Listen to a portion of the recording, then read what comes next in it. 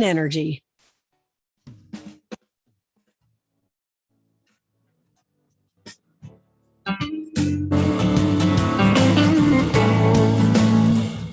And good morning, Mendonoma Coast. I'm Leanne Lindsay, your producer today, and I'll be introducing our latest, newest host, George Calys, in just a moment. He's going to be talking with a couple of people about nature journaling, and he'll introduce his guests. That's coming up in just a moment.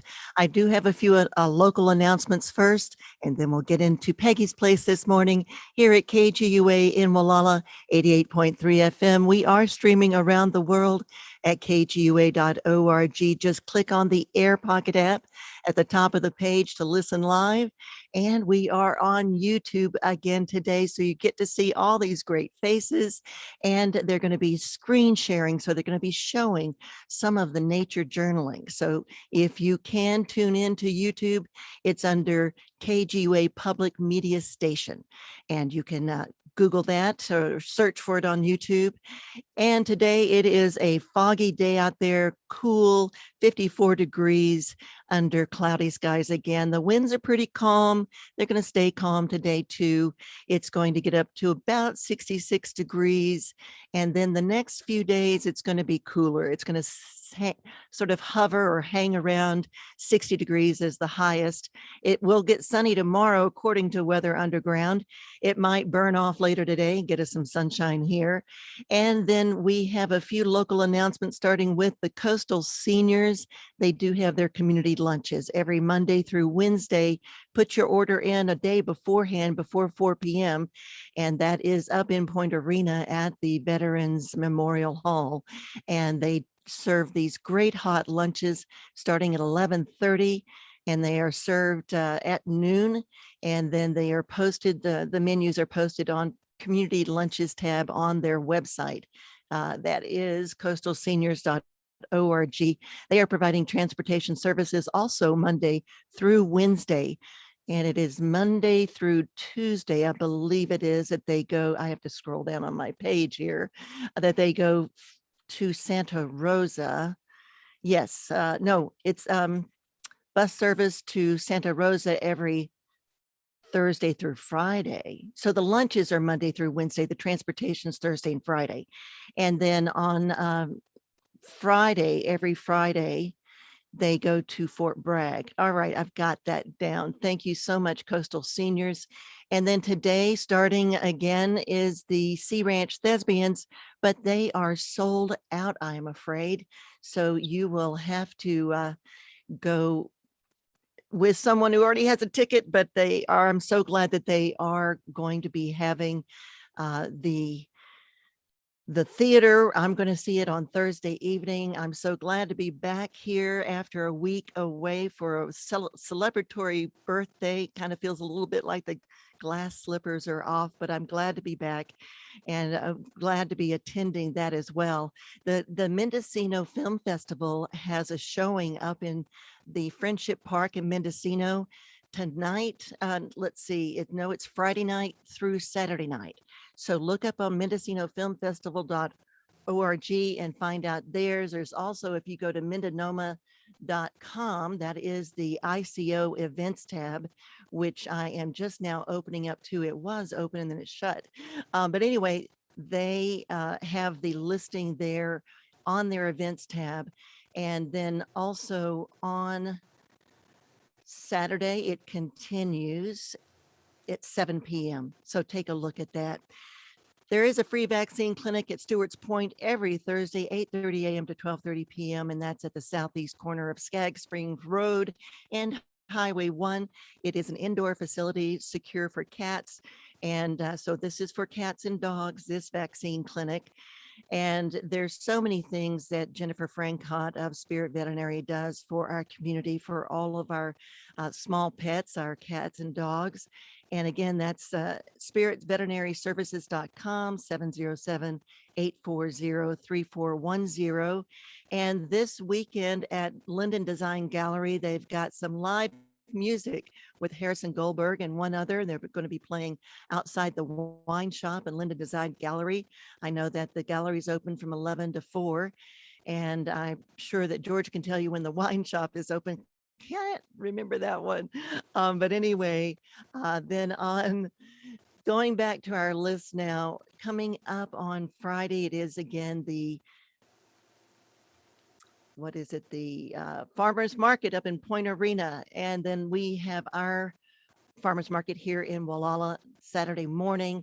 There is a rummage sale on Saturday up in Point Arena at St. Paul's Community United Methodist Church. And that's from 9 to 12.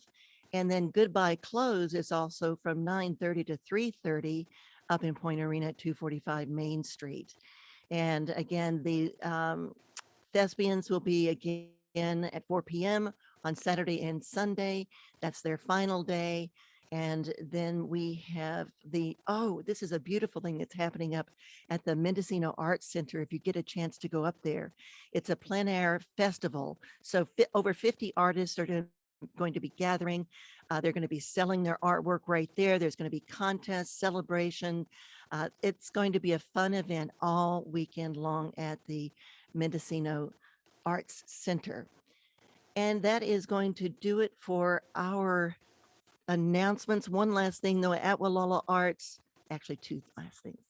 At Wallala Arts, continuing until October 3rd, it's paint, fiber, glass. And that's from 11 a.m. to 7 p.m. every day except Wednesdays. And that is going to be at the Wallala Arts, paint, fiber, and glass. The last thing I've got to show here is a conference about the ocean and the life within it. This is the Ocean Life Symposium that's coming up October 25th week. It's going to be 3 hours every day, starting at Peggy's Place, going to noon. And this is brought to you by Scott and Tree Mercer of Mendonoma Whale and Seal Study.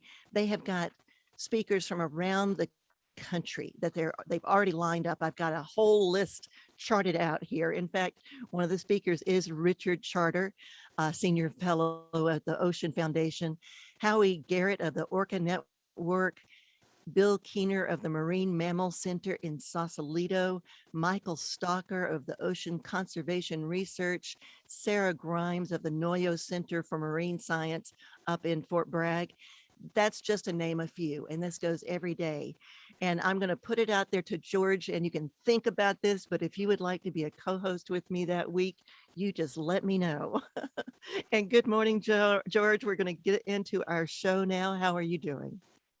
Doing well, Leanne, thank you, and happy ending to your birthday week. And I guess you're one of those people that just extends that birthday celebration as long as you can. I would invite everyone who will be at the Thespians production tonight, Friday night. Well, tonight, since Leanne's going, you'll want to be there early because I understand Leanne will be arriving in a special horse-drawn carriage, courtesy of Cinderella. Saturday night. Saturday night, excuse me. Yeah. Well, thanks. Everybody. All right. Thanks a bunch. Thanks, everyone. Good morning on this foggy morning here. I'm George Calys. I'm your host today for Peggy's Place. And I've got two fascinating people that we're going to talk with today. We're going to learn about, honestly, something I knew nothing about, nature journaling. You're probably saying, what's nature journaling? I know what nature is. I know what journals are. What's nature journaling all about? Well, today we've got Mike Petrich, Karen Wilkinson as our guests, and they're going to tell us a lot about nature journaling, and they really have a lot of credibility in this area. Mike and Karen, you can unmute yourself there if you would. Great. Good morning, Mike. Good morning, Karen. Hey, good morning. Morning. Thanks for the credibility, by the way. Yeah. Oh, yeah. It's absolutely, because in this field I don't have very much, so I'm going to learn a lot this morning, and I think listeners, you're going to learn a lot also. Just a quick reminder: you can listen to us on FM radio, 88.3 FM. You can listen on the internet, kgua.org, or you can go to YouTube and you can listen and watch us. YouTube, search KGUA, you'll find the live channel there. YouTube's really fun because we're going to show some images that Mike and Karen have provided for us, and that just kind of enhances things.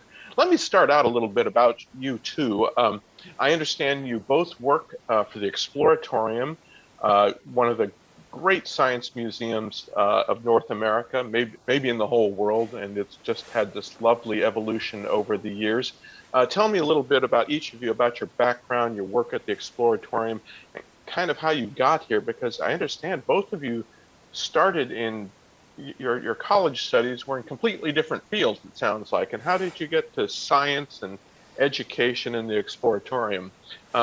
Karen, kick off and give us a little bit of background about yourself, and then Mike. Yeah, it's kind of a funny, convoluted path, actually. We ended up at the Exploratorium because we were drawn to the community of thinkers there. And we had a background in arts and environmental design, but found kind of an intellectual home and maybe kind of a curiosity building home. And similarly, found ourselves coming up when we first arrived in California to Sea Ranch back in '99, and have, developed a relationship with that place that has deepened over time. And I don't know, I mean, Mike, what would you add to that? I would say that when we met in undergraduate school at the College of Art and Design in Minneapolis, it was a great relationship from the start, because you taught me how to weld and I showed you something on the computer. I think it was one of the first interactive computer programming things.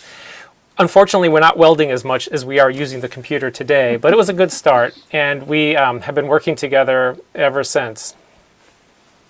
That's fantastic, and I think listeners picked up a great tip, Karen, on that first date, maybe have a welding date, and things just kind of develop. Sparks flew.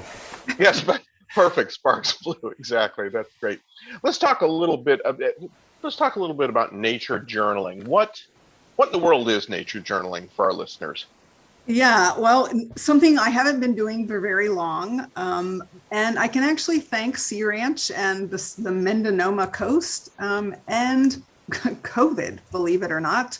When March 2020 rolled around, my mother was actually up here with us for a short period of time. We were going to take a spring vacation up here.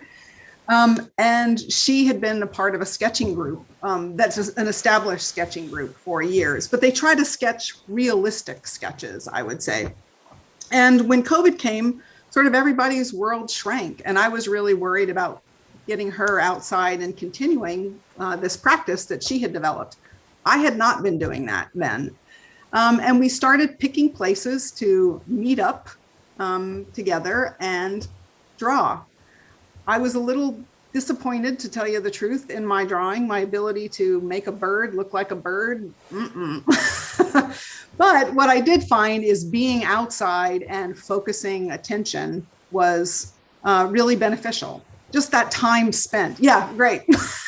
How's that for embarrassing? George is actually sharing a photo of a first bird. I mean, you can tell it's a bird, maybe. Yeah, it's a sketch that you did. Is that correct, Karen? But it's just a simple, quick pencil sketch and everything, and really it's quite good. But continue with your story. You were taking your mom out. You were trying to sketch. You were trying to sort of find your way. Your mother was more accomplished at drawing. Would that be correct? She was. Yeah, it's a group of people that had taken some Dominican college classes together in Marin for years, and they're a group that do it very regularly. So I would sit there humbly next to her trying to draw something that looked recognizable, and hardly ever did. But I was really curious about birds. I had been participating in the Christmas bird count up here and was just trying to learn about birds. They don't sit still. So started with pictures, and Mike was a photography enthusiast, and we'd been actually working with Craig Tooley's group for photography. Sure. And so just sort of these things started coming together. Trying to draw from pictures, trying to draw outside, picking a sit spot on the coast and looking at things. But Mike, yeah, go ahead. Yeah, Mike, how did you get involved? I mean, are you the accomplished sketcher and drawer too? I know we see a lot of your photography out on social media, and so did you bring your photography skills into nature journaling, or did you try doing some stick figures, drawing some simple figures? Tell us about your experience there. Sketching is painful for me, which is why I picked up the camera. But it was also that we started photographing the things that we were noticing, because our world had being so closed, we, normally we'd see something, we'd ask Diane Hitchwa about it, or it would be on other trail walks with other colleagues that sort of knew something about what we were looking at. And we actually started photographing the birds, the flowers, the things that we saw emerging around us, mostly so that we could go home and research a little bit more about what we were seeing. We just weren't surrounded by lots of people that could tell us what we were looking at. And I think that's maybe the first important lesson that we learned, is that the way that we can actually slow down and pay attention and capture what we're seeing for further thought later on is a pretty important aspect of nature journaling. I think it's a pretty important aspect of any type of learning that you might be doing. So we were at first using the camera purely to capture what we saw and not really trying to capture the beautiful photograph that you might put on the wall. But more and more, as you do this type of work, you become compelled and you practice. You just keep taking photographs and you keep making sketches. Yeah, that's fascinating. So what I'm hearing is that nature journaling isn't just about being a good artist. It could be photography. What else do you bring? Obviously, you talk about you see things out in nature and you don't know what they are, and you capture them in one point. Then you come home and you do some research. So research and learning is an aspect of it. What else could go on with nature journaling? Could I sit out there and write a poem about some wildflower? Absolutely. What changed everything for me was taking something called Wild Wonder. It was a symposium that was online by John Muir Laws. He goes by Jack. He has lots and lots of video tutorials that are free and wonderful. So I would really recommend you checking that out. But the biggest takeaway from that is it is not about drawing pretty pictures. Using words, pictures, numbers, whatever way you can to document what you're seeing, and then sharing it with other people in your house, online with friends. There is an amazing array of lifelong learners up here in our corner of California who are all really eager to kind of go along with you and learn together, which that is the huge payoff in all of this. So John Muir Laws, who, as I understand, is sort of maybe the godfather of nature journaling in some sense, that's a great resource. He and his, I believe he has a lot of YouTube videos. Does he have some books also? He does. So, Yep.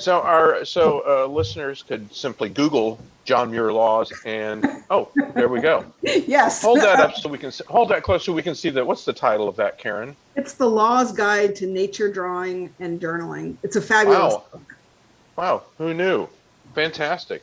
So folks here, our listeners and viewers, could start there if they're interested in learning a little bit more. And I suspect that it might take away some of the hesitancy or fear about nature journaling.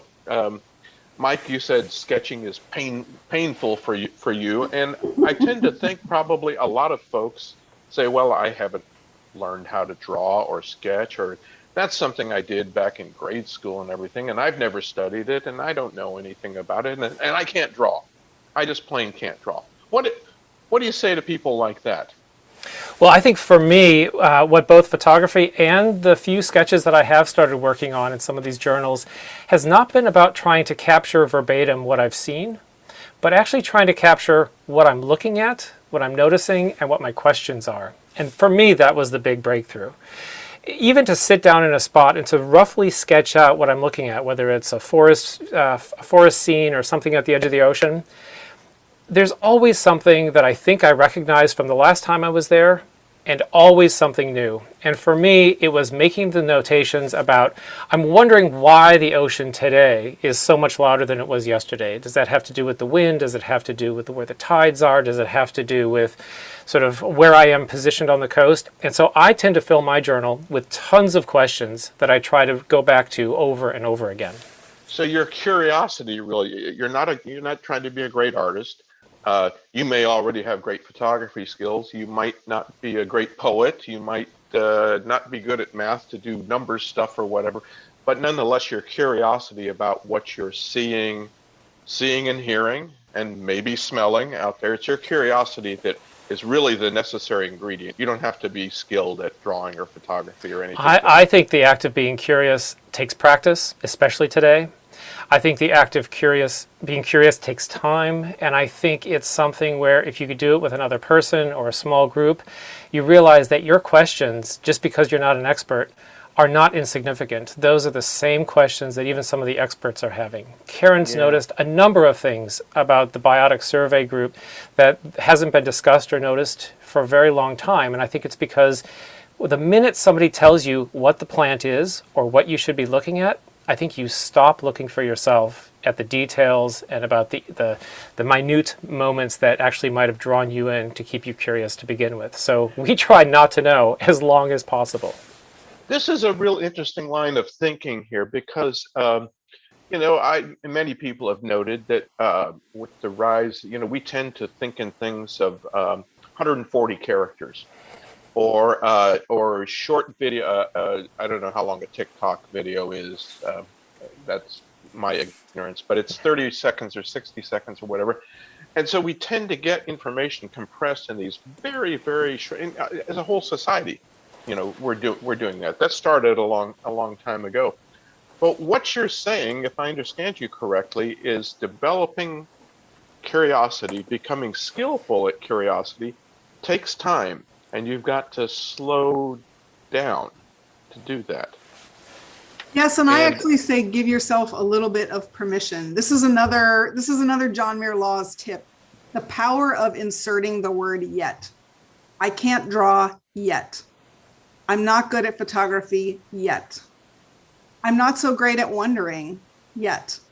If you start really practicing. And for me, I have to say, I was intimidated by people who could really draw and sketch and not, very kind of just sheepish in my attempts. And I sort of made a pact with myself. I was spending so much time in front of the screen and desperately wanting a deeper connection and like something else to focus on. So trying to get lost in wonder, I was like, okay, 7 minutes a day. I'm not going to take a long time. You were talking about TikTok time, short time. Now it's a habit, but it took some time. It took work. I'm reminded, and you may know, I may have this quote wrong, and I'm sure you have heard it. Georgia O'Keeffe, the great painter, I made a comment, and I wish I had it verbatim in front of me, but she said something like, "No one really sees a flower." She was known for doing those the flower, some tiny flower, and she did a painting that was huge of the flower. And I can't help but think she must have spent a lot of time looking and being very curious and just immersing herself in what this flower was in order to produce a piece of art. But she must have gone through a lot of the same thought processes that you two are going through as you've been developing this. Let's turn our attention for a second to this group that you've started called Mendonoma Sketches, which is a nature journaling group, and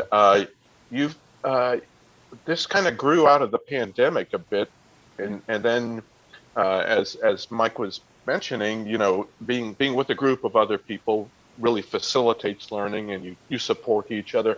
Tell us a little bit about Mendonoma Sketches, how it started, when it happens, who can participate, where, tell us about that. Yeah. Well, it's open to anyone with an interest in this place, and you can participate even if you're far away, although we've been doing more local meetups. But the idea is to look at things together. And we took our name from Mendonoma Sightings, Jeannie and Craig's amazing book. And the idea is to have opportunities for meetups and noticing tours, and just to practice sketching and nature journaling together. And it started as a series of online Zoom sessions where we would invite anybody who's interested to kind of go along on the little walks that we were taking and photographing. So we might show 15 or 20 photographs when we were in the forest looking at something specific. And what was great about it is that we knew what some of this stuff was, but we didn't know what all of it was, and we didn't know the historic or the biological sort of context for that. And so people would join and say, oh, I know something about that plant, or I know something about that plant, but I never noticed what you photographed before. And so it was a very collegial, shared set of resourcing and commenting on actually sharing that virtual tour together, which grew into now more local meetups as the pandemic has allowed. Right, and I just put up a picture here. Karen, I don't know if that's yours. I don't know whose foot that's on the sock. That's me I'm and my guessing- foot on a very warm day down in Belmar. I was guessing because of the really nice sketch of the rock and the ocean that you did. So this would have been, yeah, there might have been a group of people hanging out here with you, and you're all observing things, capturing ideas, being curious, sketching, photographing, doing whatever. So it looks pretty fun because you just get to hang out at beautiful places. Yeah. So you learn a lot about that. Yeah. Can I share a quote back with you, since I love your George O'Keeffe quote please, too? But please. There is my mantra comes from Mary Oliver, and it's instructions for living a life. Three little descriptors: pay attention, be astonished, and share it. That also is really what nature journaling is all about. But it's also just a great mantra. That's fantastic, and what an approachable poet she was. We miss her so much. We lost her maybe a little over a year ago, I believe, and everything. But how simple and how wonderful. Hey, dive in for a second. So you got Mendonoma sketches, but and those of us here on the Mendonoma coast, there's natural beauty is just like right outside our door.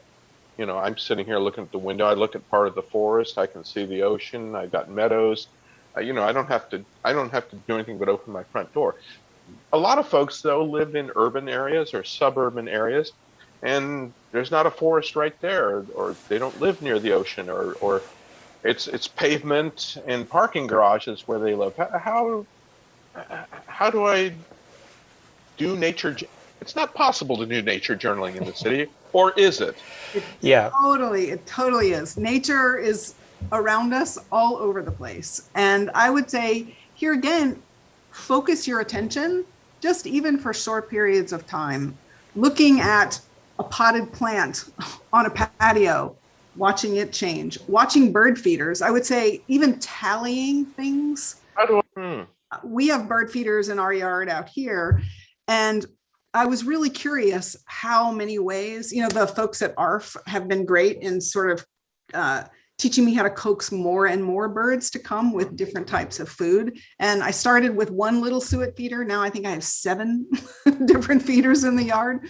But just watching who shows up is a great way to begin, and accessible anywhere in urban places and rural. I think one of the most fascinating sort of urban natural environments are the cracks in the sidewalk and the pavement. If you've ever really spent time taking a look at what's growing and pushing up through those cracks in the sidewalk and the pavement, you might be engaged for hours, and you might start noticing patterns on the street corner. You might notice patterns in the part of the city or the town where you're living. Nature is trying to reclaim everything that we're in, and it's doing it in fascinating ways. Wow. I'm going to let listeners know real quick that you're listening to KGUA 88.3 FM. This is Peggy's Place. Catch us on the internet, kgua.org, or right here on the YouTube channel. Search for KGUA. Mike, the cracks in the sidewalk thing, that's an interesting comment, because all I really thought about cracks was when you're a kid, you don't step on the crack so you don't break your mother's back.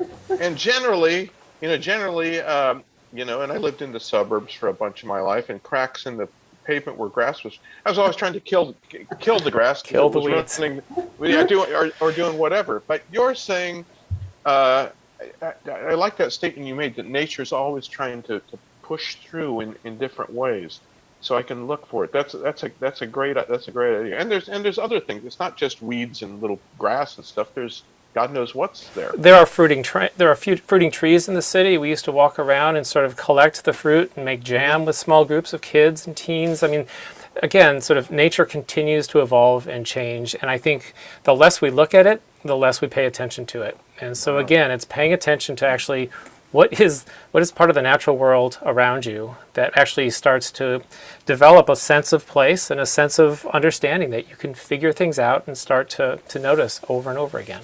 Here's another one. While you said that, I just had to. So there's a whole series of these books. I'm holding up a book that's called The Cloud Collector's Handbook. They also have a cloud a day and a cloud spotter's guide. Jeannie just mentioned this the other day on her Facebook page.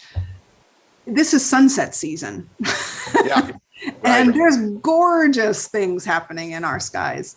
That's a place to begin, even with words, pictures, numbers, sketches, Whatever. great stuff happening in the sky. So speaking of resources, like the book on clouds that you held up, it strikes me, I'm not well versed in the flora and fauna because I know a little bit, and I had the kids' encyclopedia and regular science classes, but that's been a long time ago, and I really don't remember very much.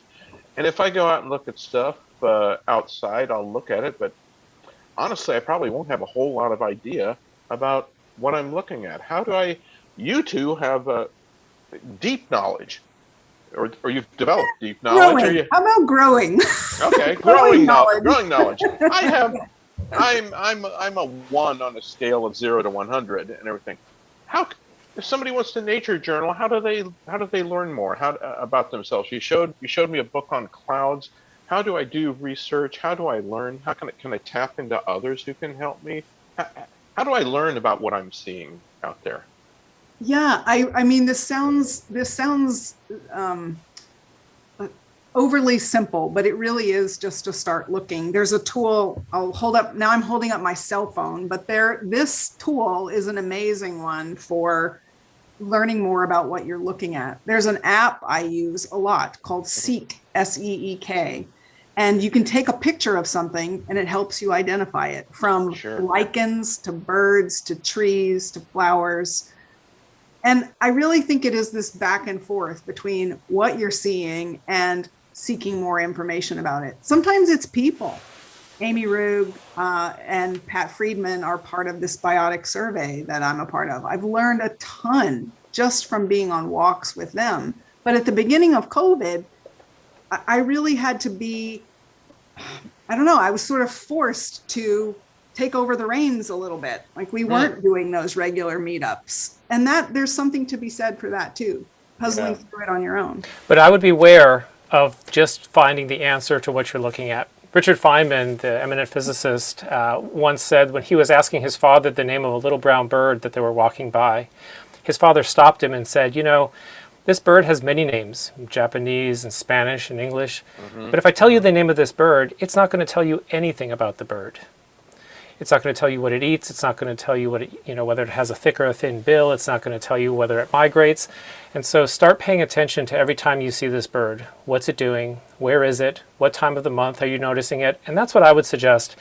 Take a look at lichen or mosses or trees or the even watching the moon and making a note of where you're seeing these things and what your questions are about it. And don't jump too quickly into learning what the name is.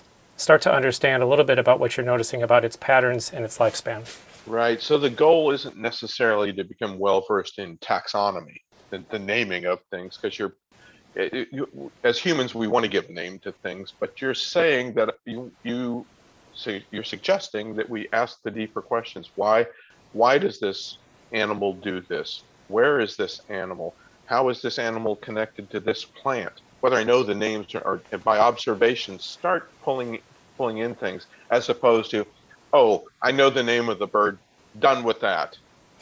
Well, I think both are important. And in fact, the more we learn, the more we accidentally tell everybody what we know about those things on our trail walks. So we're even trying to sort of stay away from that, but both are important. And I think we often stop at just learning the name and not continue to learn about it. Yeah, absolutely. I hear you.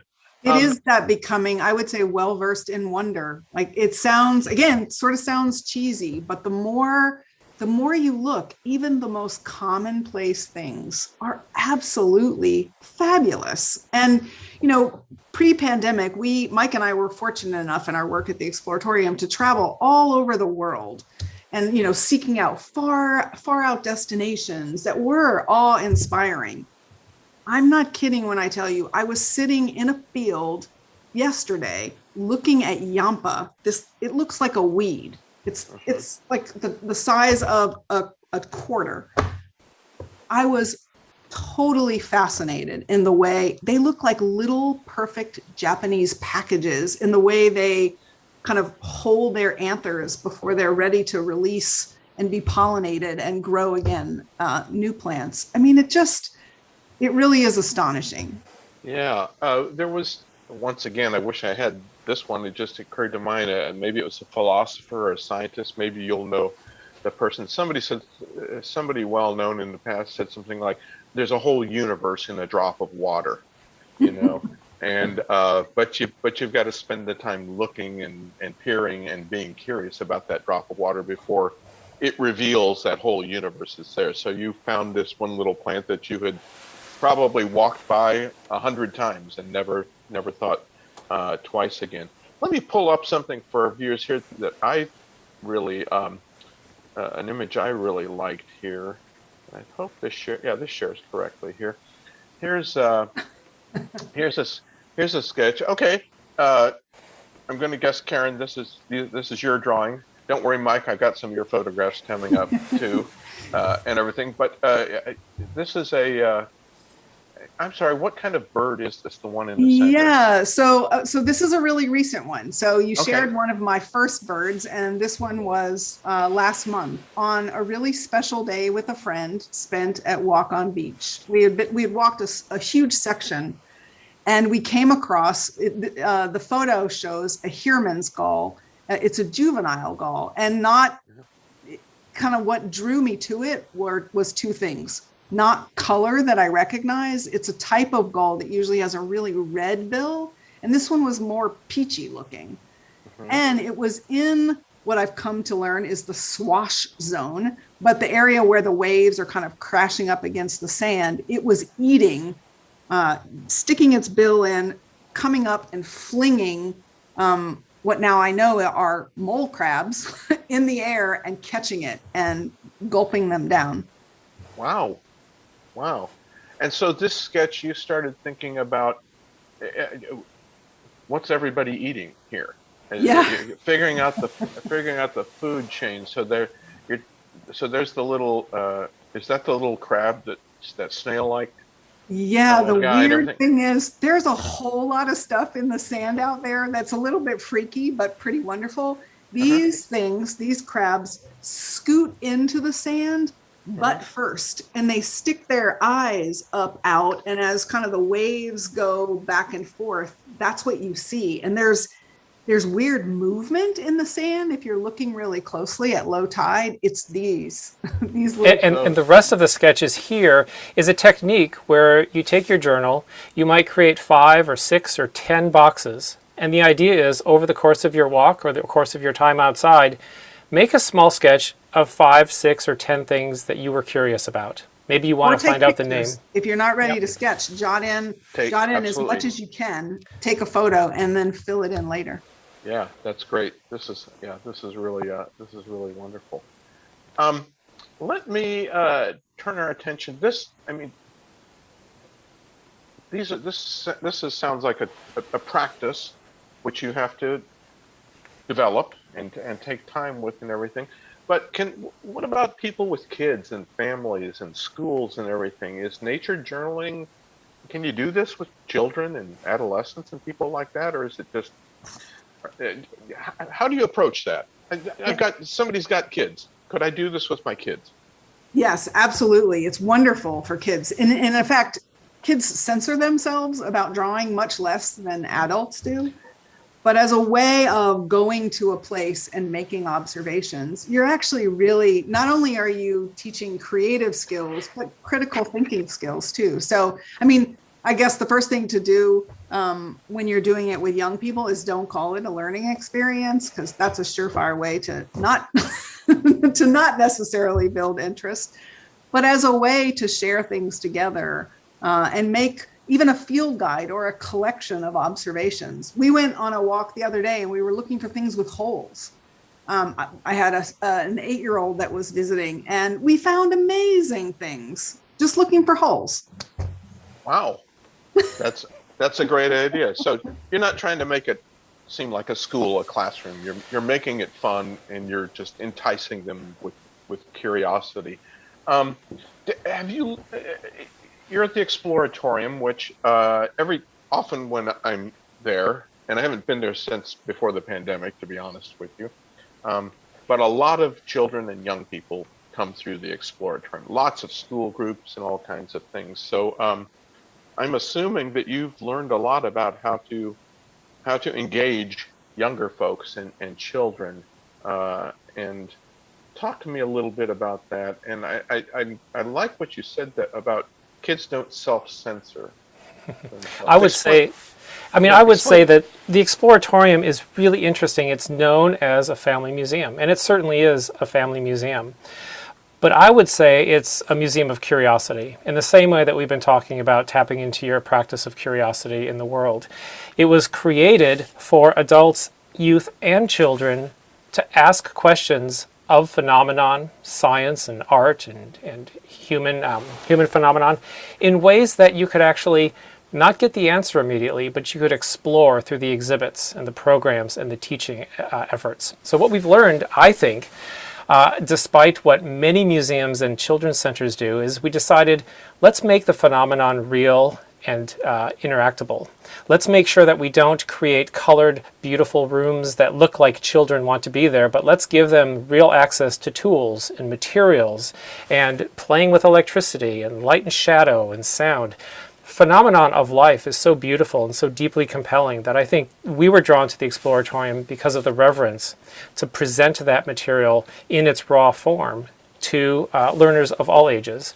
Now, we certainly have learned a lot about children and adults, and I think the most important thing in the Tinkering Studio is that children don't ask, what am I going to learn here, when they walk in and start building and constructing with us, but the parents are the ones that stop themselves and they say, I don't think I know how to use this tool. I can't be creative. What is my child going to learn? And so we take those questions very seriously. Children don't have a hard time becoming engaged in something that they're curious and wondering about, but adults sometimes feel it's a little bit harder. So we spend more time thinking about creating spaces for adults to feel comfortable. Children are naturally curious, they're natural investigators, and all we have to do is give them the tools, time, and space to do so. Yeah, that's fascinating. That whole idea. I think you're very much right. I'll relate a short personal story. In past years, I used to teach swimming lessons, and which was mostly children and everything. And you would teach children. The big thing is overcoming the fear of being underwater, not being able to breathe. And there's the number of games and techniques depending on the age of the children. And then I taught an adult swimming class for adults who didn't know how to swim. The adults were more frightened than any child. If they didn't know how to swim, they were frightened about being in the water, underwater. I found it very, very difficult to get adults to overcome, in this case, fear, hesitation, and everything. So your point, I think, is well put. That adults, we said, nope, I don't know anything about welding. I don't need to know anything about welding. Isn't that high voltage electricity? It sounds extremely dangerous to me. I think I'll just forget about welding. I've talked myself out of it before anything has ever happened. And kids are completely different. And then the question for us is, how do we engage a reluctant or a nervous person about science, tools, or technologies? So in our welding courses, we're not just showing you how to weld two angle iron pieces together. We're welding crowns and tiaras with old, disused keys. So there's actually the idea of whimsy and something that you can actually walk away with and be proud of, and can think a little bit about design and creativity, as well as the structure and strategy of welding. And I would actually say, George, I mean, what kind of, I don't know, it's really getting past a fixed mindset.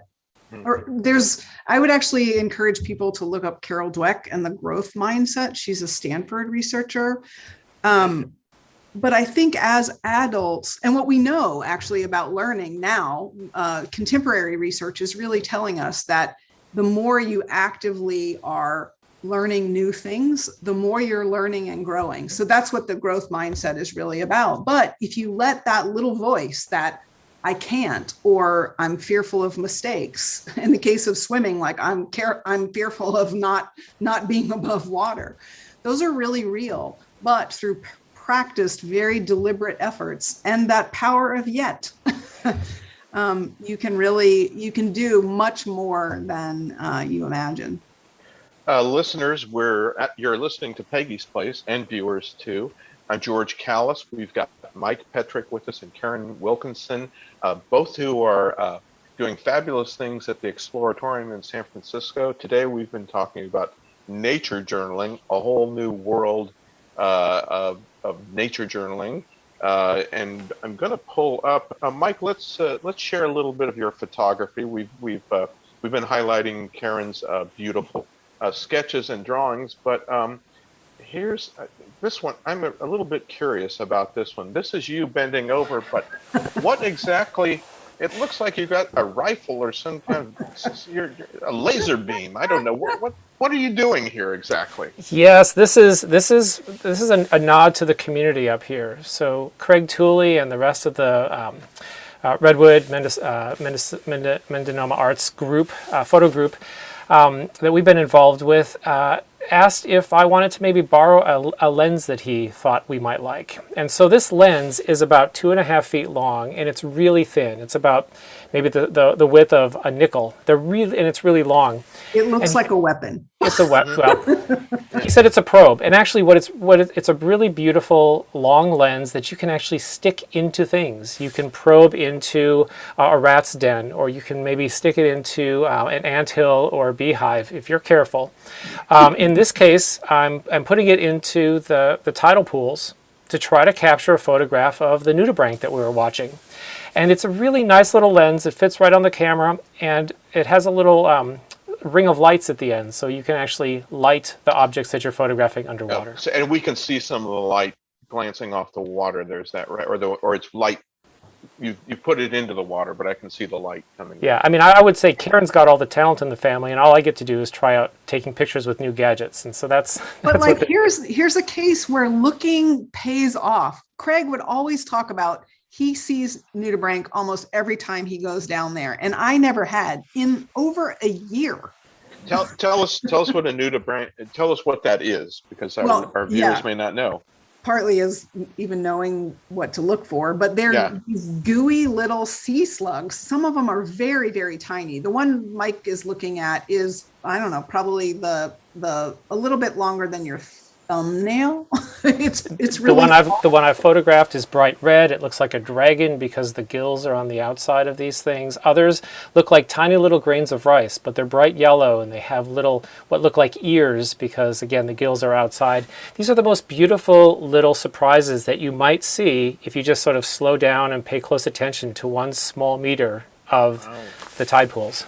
And I have to say, like, we at the Exploratorium, our focus has been physical science and technology. Biology is a whole new world for us. So, so hopefully we've been using correct terminology. It's a web. The fascinating thing about nudibranchs is new ones are being discovered all the time now. And over 3,000 of them are known. So one of our listeners today could head out there and say, I'm going to do a little nature journaling and discover a brand new nudibranch this afternoon. That possibly. May happen. Yep. That's fantastic.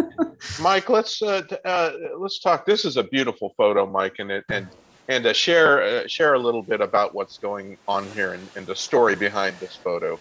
Well, thanks. I mean, I think this is, again, photography for us is mostly about luck, and this is being at the right place at the right time. What's important to me about this photograph, and this is a photograph of a large osprey carrying a fish that is about the size of the osprey's body. It's a sun perch, I think. And what the story, the sunfish perch or something. So the story here is that we more importantly, we've been watching this bird for 7 days in a row. We would take a normal walk in the morning at 7 a.m. We'd be on the coast, and then this osprey would fly by from one direction or the other. Sometimes it had fish in its talons. Sometimes it was going away hungry. And we're just talking about the fact that we never get to see this fish dive in the water and catch anything. And no sooner had we said that than we saw this fish dive into the ocean 1 bay north of us. So we didn't get to see that. We didn't get to see the bird catch the fish. We didn't know if it was going to come up again. And sure enough, it happened to move out of the fog and just pose for this photograph as it flew right by us. I think for us, it's the payoff that we had noticed this bird for so many days and paid attention to it at the moment when it actually caught something.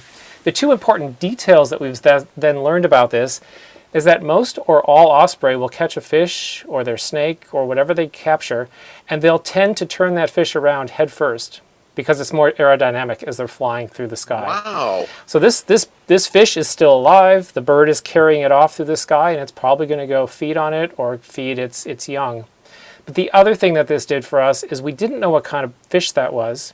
And in doing a little bit of research, we found out that this fish... Wait, can I stop? Yes. Research is putting that photo into that app that I told you about and looking it up. So we learned the name of that fish, which I'm pretty sure is a surf perch. This happened a while back. But yeah, go ahead, Mike. And one of the things that it loves to eat are those little mole crabs. And so that's what got us started. Yeah, that same thing that gull was eating down on Waukon Beach in the sand.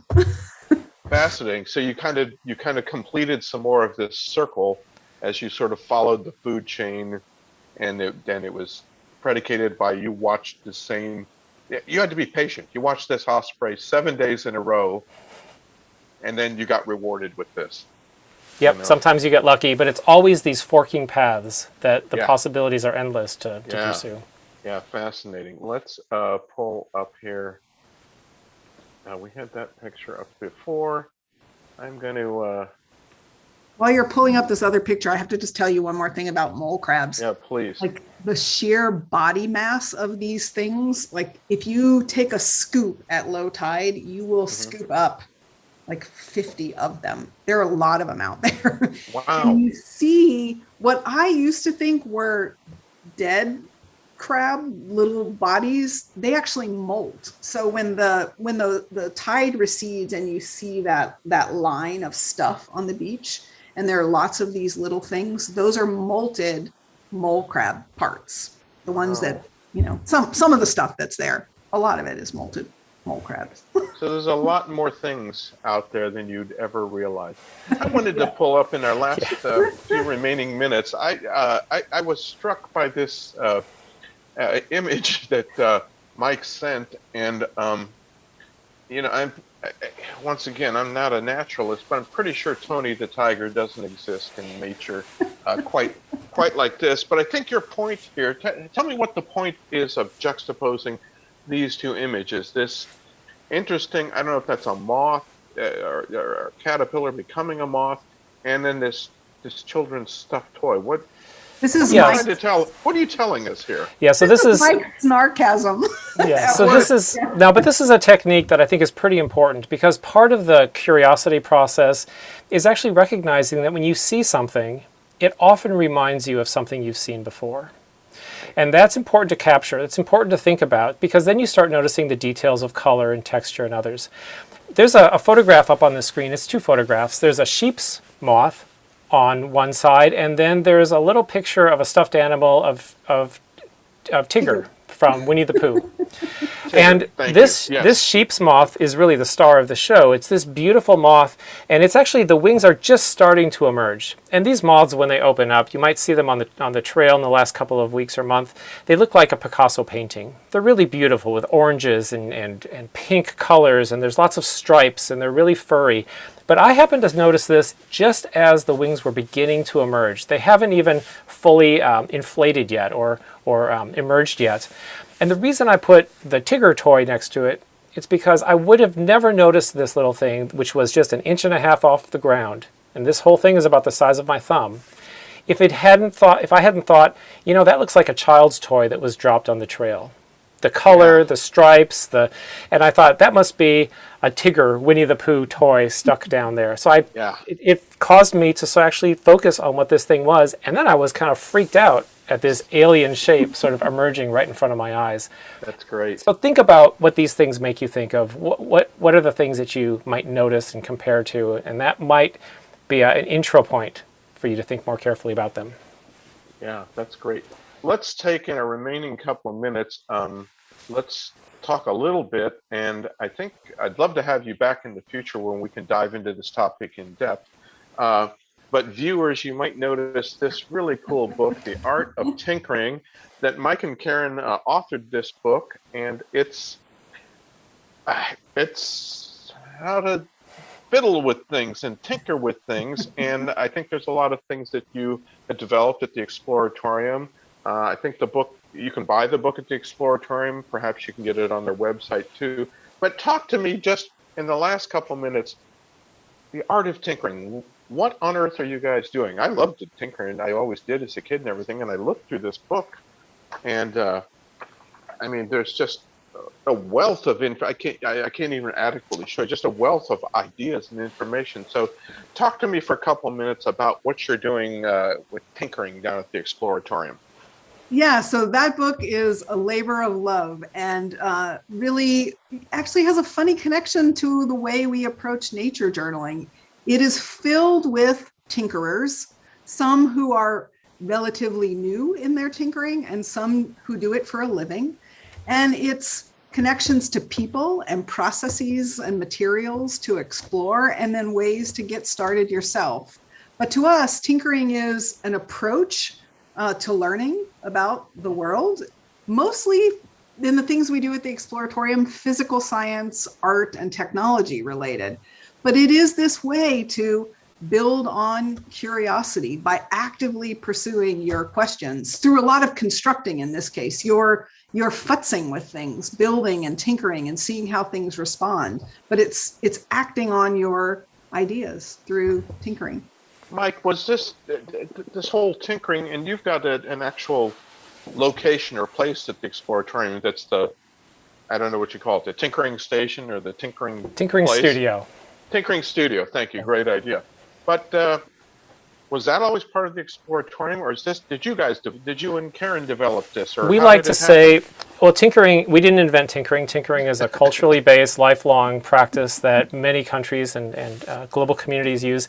I think tinkering is the core DNA of the Exploratorium. And what we were offered is an opportunity to turn over the constructing, the exploring, and the experimenting with real tools and materials to the public for the first time through a space called Tinkering Studio. That's fantastic. Well, I'm going to suggest, and we'll come up with a schedule. We'll come back and talk about the Tinkering Studio. I think that'll be a whole nother fascinating program. This has been Peggy's Place. I'm George Calys, your host. I've had two fascinating people with me, Mike Petrich and Karen Wilkinson, and they've been telling us and teaching us about nature journaling. If you want to learn more about it, look up the books of John Muir Laws, or go onto social media and look up Mendonoma Sketches, which is their social media spot to participate. Once again, at Peggy's Place. Can I say? Yeah. Sorry. Join us next Tuesday, 4:30, Walk on Beach. There you go. Next 4:30, Walk on Beach next Tuesday. Thank you. Fantastic. Mike and Karen, thanks so much for your time. Loved having you. We'll have you back soon. Thanks a bunch. And I must say that you guys are like a perfect complement to the monthly show that we have with Jeannie Jackson, Mendonoma Sightings. And that show is always well listened to and watched because of everything she covers. You guys are amazing. Thank you so much, George, for bringing them to the show today. And thank you for being the host for Peggy's Place. And thank you guys again for joining us on the show. We're going to say goodbye now. Okay. And this show does repeat today from 1 p.m. to 2 p.m. And it will be edited because I edit it. And it will show on YouTube also. It'll be there, but it will air 1 p.m. to 2 p.m. on kgua.org and on 88.3 FM. I'm your producer today, Leanne Lindsay, and it is 10 o'clock time now for Native America Calling. Thank you for listening. to our show today. And thank you for joining us. Native Voice One, the Native American Radio Network. Thank you. It was awesome.